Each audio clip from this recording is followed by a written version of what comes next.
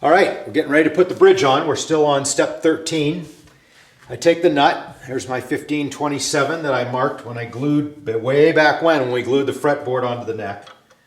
I kind of like, somehow I like things like that, where I did it long ago and then it's like, oh, look, you're back. Now we're going to pull off the tape that we've been using. And that tape was there to keep from getting any finish underneath the bridge. It's also a great way to double check the placement of the bridge. So here's our bridge. We marked that one too, 1527. I can take out my saddle at this point.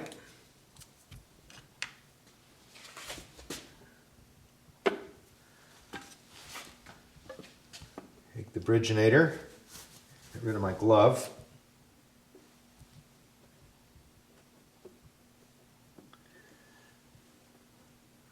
So I think I told you before, the bridgeinator is highly accurate and repeatable for the intonation part, which is where the bridge is relative to the nut and fretboard, but needs to be double checked for centering. I use my little ruler here. You could use anything that's got markings on it. I'm just using these little dots. And the way I think of it, you can see those dots, which are a 1/16 of an inch in, so that one is an 1/8 of an inch. And then I've got my little line on top of the bridge, that break where it goes from one radius to the other. And I look straight down and I think of that in quarters. So like right now I'm at a half. That's halfway to the first dot. And I go to the other side to check.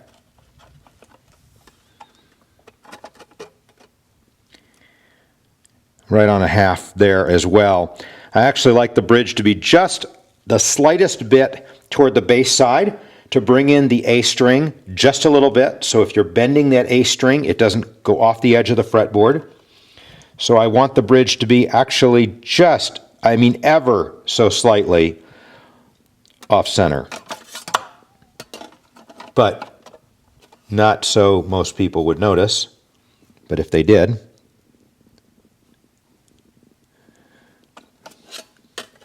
I'm talking maybe a 64th. I don't know, something like that. Not very much. I'm going to use the bridgeinator again. Now that I've got my left right, I'm just going to verify,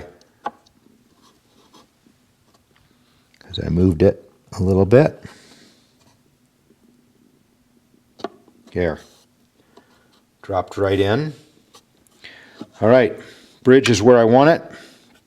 Put my finger on it, get rid of those fingers. I'm very careful because I don't want it to move. Put that finger on it, lift that one, step away from the instrument. Okay, now I've got my 3M painter's tape. I use the stuff that is not knobby, so one would say smooth on it. I mask the front and I'm looking right down at the front and I'm tilting the tape this way because I want to get that front edge. I'm going to start over where my left hand is. Down. Down. Two pieces along the back, along the sides.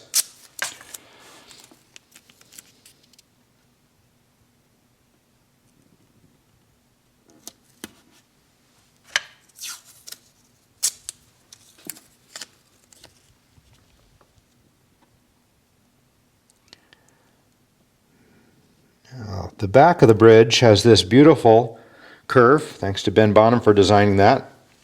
Matches many of the other radiuses. And then we're so lucky to have a good friend of ours who works for a tape company and made a die of the back of that and then gave us this roll of tape. It's that same tape, that same Scotch stuff. It's really cool. 3M, maybe the same stuff. 3M and Scotch the same? We'll call it 3M because it says 3M. So I tear off a piece of that, remove the tape from the backing.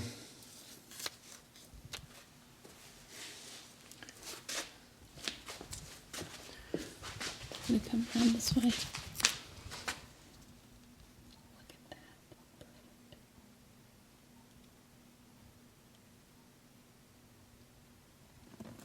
Okay. lift up my bridge. And I see what I expect to see. This is my double check, which is that I can see where the, where my tape was, and I can see that the bridge is just nicely placed where it was earlier when I masked it off. Now I press pretty good, really, pretty hard around that edge because I don't want any of my glue to seep under the tape. The tape is there, so I know where to put the bridge when I'm gluing. Got to have that. But it's also there to keep the glue from getting on my finished surface. I can clean it off, but it's time-consuming and difficult to get it just the way I want it. So this is the method that we use, and I'll be back to glue on the bridge.